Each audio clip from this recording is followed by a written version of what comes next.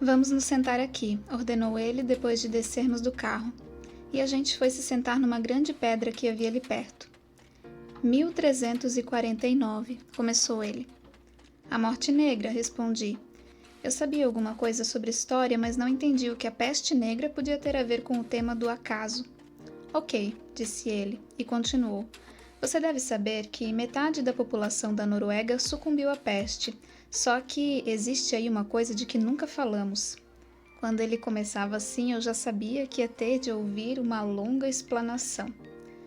Você tem consciência de que naquela época você tinha muitos milhares de antepassados? Perguntou meu pai. Balancei a cabeça em sinal de dúvida sobre o que ele havia dito. Como aquilo podia ser possível? Todos nós temos um pai e uma mãe, 4 avós, 8 bisavós, 16 trisavós e assim por diante. Se você for fazendo as contas até voltar a 1349, vai chegar a um número bem grande. Concordei. Então veio a peste.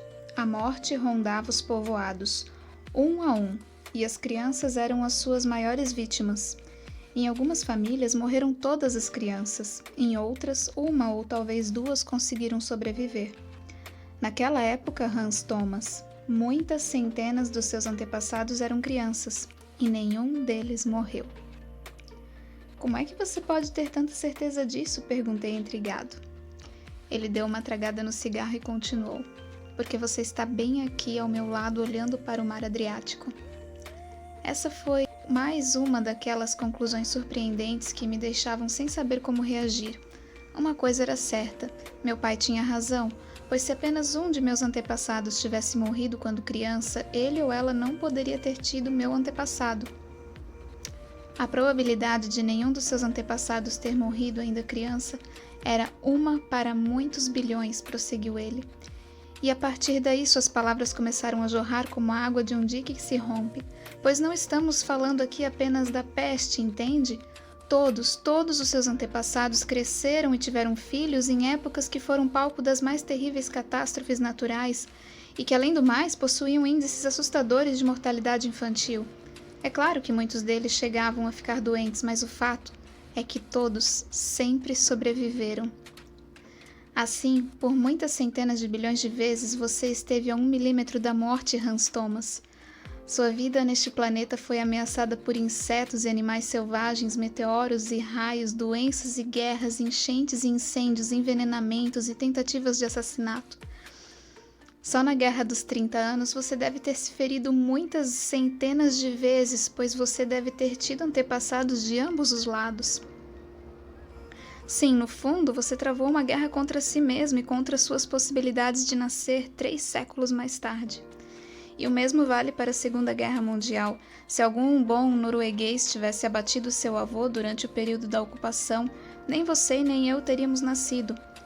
Estou falando de uma coisa que aconteceu muitos bilhões de vezes ao longo da história. Todas as vezes que uma seta cortou os ares simbilando, as chances de você nascer foram reduzidas a um mínimo. Mas aí está você, Hans Thomas, sentado bem ao meu lado e conversando comigo, entende? Eu acho esse trecho simplesmente fantástico e é por isso que eu gostaria de falar um pouco com vocês sobre esse livro aqui, O Dia do Coringa, que é um dos livros mais incríveis que eu já li na minha vida. Meu nome é Adriana Tavares, esse aqui é o Pensamento Reflexivo e eu já queria saber, você é um coringa ou você é só mais uma carta nesse baralho? Bom, eu li esse livro aqui pela primeira vez quando eu estava na escola, e eu não lembro se foi eu ou se foi a minha irmã, mas uma das duas pegou ele na biblioteca da escola para ler e no fim nós duas acabamos lendo. E depois, em 2010, né, bem depois da gente sair da escola, a gente acabou comprando esse aqui, que é o nosso exemplar. E ele estava na casa da minha mãe e esses dias nós fomos lá e recuperamos ele, eu acabei lendo ele de novo, então eu li esse livro pelo menos 3 vezes, mas eu acho que até foi mais. E é um livro do Joy Steingarter, eu não tenho certeza se é assim que se pronuncia o nome dele, mas ele é muito conhecido por ter escrito o livro O Mundo de Sofia, que é um livro bastante filosófico, né? E que eu li também porque eu estava com uma expectativa por causa desse daqui, mas que eu não gostei tanto quanto esse. Esse aqui é muito fantástico. E por quê, né? Além desse trecho que eu li, que eu acho muito incrível, ele faz toda uma analogia com cartas de baralho, e por isso que é o dia do Coringa, né? Todo baralho tem ali as suas cartas e tem o Coringa.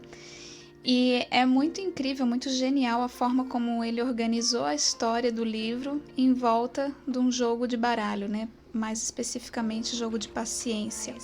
Se trata da história do Hans Thomas, que é um menino, e ele e o pai dele são noruegueses, e eles saem da Noruega e fazem uma viagem cortando a Europa até chegar a Atenas para tentar encontrar a mãe dele, que abandonou os dois muitos anos atrás. E eles ficaram sabendo que ela estava em Atenas e eles foram de carro, né? Então tem toda também questão da viagem em si, que já torna o livro muito especial, né? Da gente estar ali acompanhando eles nessa viagem, que eu particularmente gosto muito.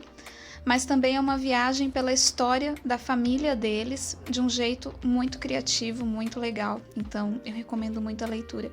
Só que o ponto aqui nesse vídeo, né, não é fazer um vlog literário, mas é trazer um pouco da reflexão que esse livro traz. Ele vem comparando as pessoas como cartas num baralho, num jogo. E muitas vezes nós somos cartas, né, num jogo, nós estamos ali vivendo as nossas vidas sem parar muito para pensar sobre qual é o nosso papel, né, ou quem está movendo as cartas desse jogo, né, quem está dando as cartas.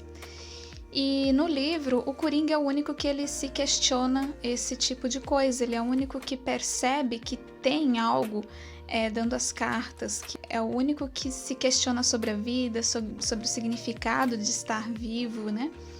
E aí eu achei muito interessante trazer essa reflexão do livro aqui, né? Além desse trecho inicial que faz a gente pensar sobre realmente o quanto é grandioso nós estarmos aqui hoje, porque o livro até menciona isso, né? Que a vida é um jogo no qual a gente acaba só conhecendo os vencedores, né?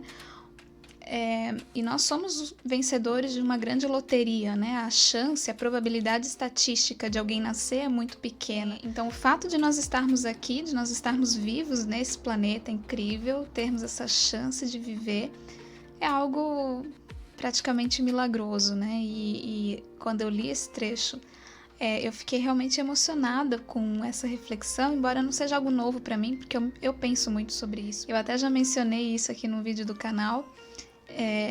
Então, não é algo novo, mas mesmo assim, cada vez que eu me deparo com esse tipo de pensamento, fico maravilhada, né, com a sorte, né, que nós temos de estarmos aqui. E aí, qual é a reflexão, né? É a gente pensar sobre o significado de estarmos aqui, né? Será que nós somos simplesmente mais uma carta no baralho, simplesmente participando de um jogo do qual a gente não entende as regras, não sabe o que está acontecendo? Ou nós buscamos entender quem está dando as cartas, o que acontece à nossa volta, nos perguntar quem nós somos, de onde nós viemos, qual é a melhor forma de usar esse tempo que nós temos, né, para estar vivos aqui nesse planeta. Que forma nós vamos viver essa vida incrível, né? Honrar todos os sacrifícios que foram feitos até pelas pessoas que viveram antes de nós para que nós estivéssemos aqui. Ser só mais uma carta no baralho, nesse jogo que alguém está jogando, sem se questionar qual é o nosso papel nisso tudo, ou de onde nós viemos, por que nós estamos aqui, é um tipo de vida que é pobre, né? Onde coisas pequenas, coisas que não fazem sentido, né? Coisas que não são importantes, acabam nos tirando a alegria, nos tirando a paz. Quando nós somos coringa, digamos assim, quando nós pensamos fora desse jogo, né, desse sistema que está nos manipulando para que a gente viva de uma determinada forma, haja, né, de determinada forma, quando nós ousamos ser diferentes e nos questionar, nós conseguimos ver com mais clareza a beleza da vida e do que nos cerca, ver um propósito nas nossas vidas, ver um motivo para estarmos aqui. E isso faz com que a vida se torne muito mais significativa. E quando a gente tem um verdadeiro significado na nossa vida, um propósito, não é tão fácil que pequenas coisas tirem a nossa alegria. Nós conseguimos focar em algo maior, algo além de nós. E é isso que os coringas fazem, né? É essa toda a ideia que o livro traz de que o coringa, ele consegue perceber isso, consegue perceber que ele está vivo, que ele não é só mais uma carta no baralho. Eu gostaria muito, muito mesmo que mais pessoas lessem esse livro. Ele é tão incrível e a gente não vê muito se falar sobre ele, mas para mim ele é um grande clássico, né? Você sabe por que a maioria das pessoas vive nesse mundo sem se admirar das coisas que vê? Porque elas se habituam com o mundo. Todos nós precisamos de muitos anos para nos acostumar com o mundo, e é fácil observar isso nas crianças pequenas. Elas ficam tão impressionadas e admiradas de tudo que veem que simplesmente não acreditam nos seus olhos. Por isso é que elas vivem apontando para todos os lados e perguntando sobre todas as coisas que descobrem. Conosco, os adultos, a coisa é diferente. Já vimos as coisas tantas vezes que acabamos por considerar toda a realidade algo absolutamente evidente. Vamos fazer uma promessa mútua, Hans Thomas? Depende, respondi. Vamos prometer um ao outro que só vamos deixar esse planeta quando tivermos descoberto mais sobre quem somos e de onde viemos. Combinado, disse eu.